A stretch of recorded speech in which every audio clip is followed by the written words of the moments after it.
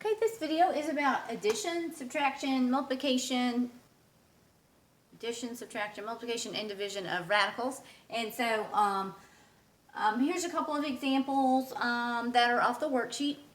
And so if you are adding radicals, it's kind of like adding like terms. You cannot combine them. You cannot combine the coefficients in front unless the radicals are exactly alike. That means any variables outside in front of the radicals have to be the same to the same powers. The index has to be the same, and underneath the radicals you have to have the same exact radicand. Those have to be all the same for it to be counted as like. If they are like, you can combine them. You can add the numbers out in front, or you can subtract the numbers out in front, whatever the sign is telling you to do. So when I look at this first example, this radical and this radical are not like. They are not like. I cannot combine these. However, let me simplify them and see if they look different after I simplify them. So let's see. This one right here cannot be simplified, but this one right here, there's a little work that can be done. The index is 2 because I don't see it and it's understood to be 2. So we have 3 times the square root of 45x cubed. Inside of a 45 is a 9 where there's a perfect square right there. So I can take the square root of the 9 and the x cubed. Let's see if we can simplify this guy. Plus x square root of 5x. What's going to happen here? I can take the square root of the 9. When you take the square root, it gets multiplied times anything already outside of there. So this is going to be 3 times 3. That's what happened to the 9. The 5 has to stay. So here's my leftover. The 5 has to stay inside the radical. The index is 2. 2 goes into 3 one time. 1x is coming out with the remainder of 1. 1x is staying in. So what I get out here is 9x square root of times the square root of 5x plus x square root of 5x plus x square root of 5x. Now when I look at these are like radicals. I have an x, I have a square root, and underneath I have 5x. So these are like, so I'm going to combine the coefficients in front. The coefficient in front of this term is a 9. The coefficient in front of this term is a 1. 9 plus 1 is 10. X square root of 5x. That's the first one. Right here, let's look at this. Is this the same as this? Not a bit. Is this the same as this? Not a bit. These are not like radicals. However, let us simplify them and see what they look like then. Okay, square root of 4 is a 2. That's what happened there. 2 goes into 7 3 times. That means 3 x's are coming out. The remainder of 1 x has to stay in. 2 goes into 5 2 times. Y squared. 1y has to stay in. Over here, we have 9x squared. The square root, 2 goes into 3 one time. 1x is coming out. 1x stays in. 2 goes into 5 2 times. 2 y's are coming out. 1y has to stay in. Minus 5xy. 2 goes into 5 2 times. 2 x's are coming out. Remainder of 1x stays in. 2 goes into 3, 1y is coming out. 1y has to stay in. Let's clean this up and see what we've got. We've got 2x squared, x cubed, y squared times the square root of x times y, plus 9. X squared times x is x cubed, y squared times the square root of x times y, minus 5, x to the 1 times x squared is x to the third. Y to the 1 times y to the 1 is y squared times the square root of x times y. Let's look at this. X cubed, y squared, y squared, y squared, square root, xy, xy, xy. All of those are like. They all can be combined. Combine the numbers in front, the coefficients together. 2 plus 9 is 11. 11 minus 5 is 6.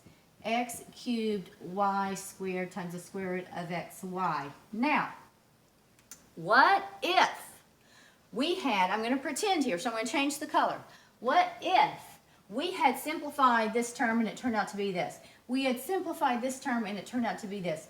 And what if this 3 was not a 3, but it was a 4, let's say? Then right here we'd say 2 goes into 4 2 times. This would be 2.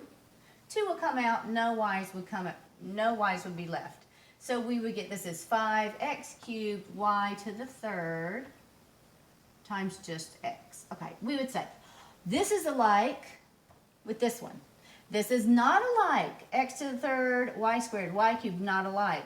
Plus the radicand's wrong. Either one of those would say not alike. So what would our result be then? In that case, it would be these two can be combined 11. 11 x cubed y squared times the square root of xy minus 5x3 y3 square root of x. That is the best we could do if that is what we got that time. Okay, on your sheet we have a triangle there and it says find the perimeter. The perimeter of any figure is the distance around it, so you just add up the sides. So it doesn't have to be a regular shape, it could be any shape, you just add up the distance around it. But this is a regular shape, it's a triangle, so we're going to add up this distance plus this distance plus this distance. Square root of 8 plus the square root of 32 plus the square root of 45. However, none of these are alike, so let's see if we can simplify this. Inside of an 8 is a 4 times a 2. This is a perfect square. 2, root 2 is what that can turn into.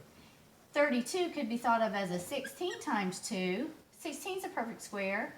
4 times the square root of 2.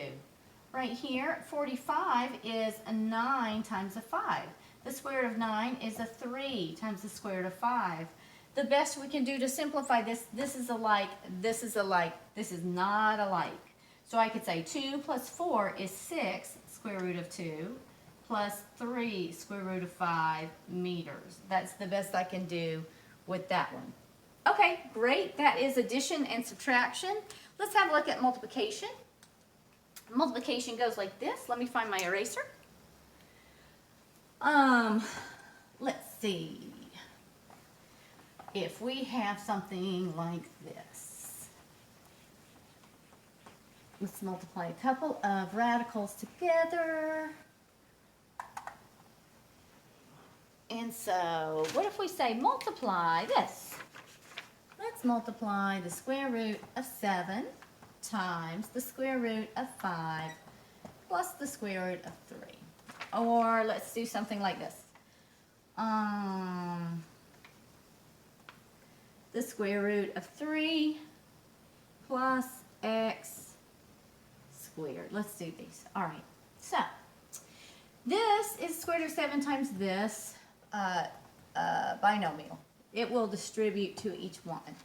And so we have the law that says if the indexes are the same, they can be combined under one radical. So this is going to turn out to be the square root of 7 times the square root of 5 plus the square root of 7 times the square root of 3. This can be the square root of 7 times 5 plus the square root of 7 times 3, or the square root of 35 plus the square root of 21. And that's the best we can do in that multiplication. How about this one? The square root of 3 plus x squared. We got to be careful here. This something squared is something times itself. This is equal to that. Then we need to distribute. So square root of 3 times the square root of 3 plus the square root of 3 times x plus x times the square root of 3 plus x times x.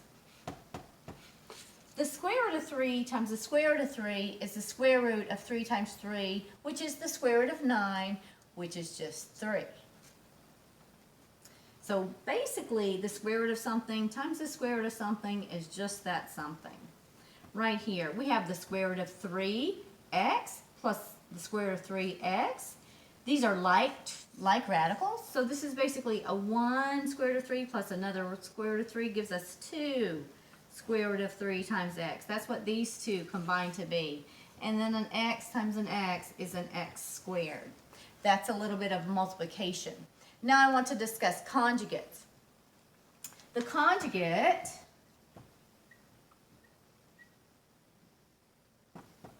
of a plus b is a minus b. of a plus b is a minus b. So for instance, what if I've got this? Square root of x minus the square root of y. 3 minus the square root of 2. 2 plus the square root of y. 7 square root of x. Negative 8 square root of y. 4 plus the square root of 7. Okay, all of these are numbers and they all have a conjugate. What a conjugate is where you keep the first term and you change the sign only of the second term. So the conjugate of this would be the square root of x plus the square root of y. This would be 3 plus the square root of 2. This would be 2 minus the square root of y. This is basically 0 plus the square root of 7 square root of x. So the conjugate would be 0 minus 7 square root of x. 0 minus 8 square root of y, the conjugate would be 0 plus 8 square root of y. The conjugate of this would be 4 minus the square root of 7. Why I'm teaching you about conjugates is this is how we can divide. So when you are asked to divide radicals, what the job is that they want you to get done is get rid of a radical in the denominator. It is very much like when you learned what an improper fraction was.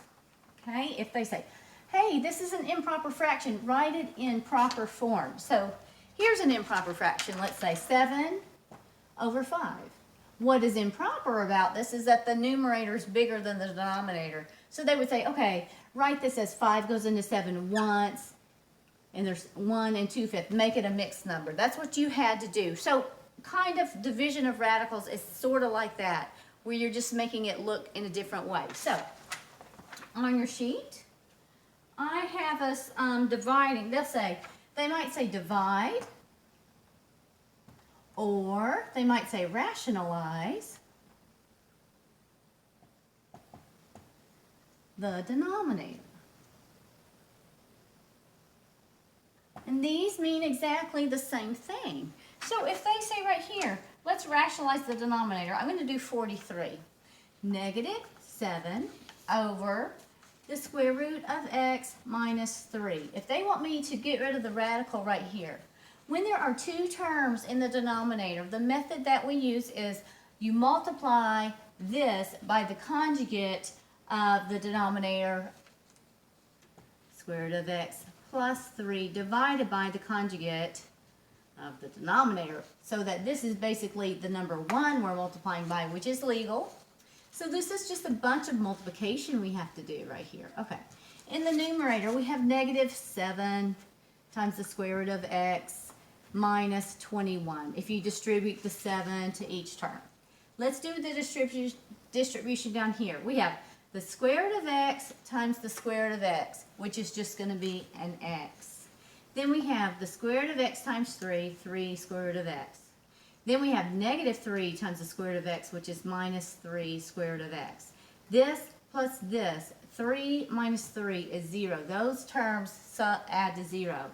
Then we have negative 3 times 3, which is negative 9. And that is the, we got rid of the radical in the denominator. That is division of radicals.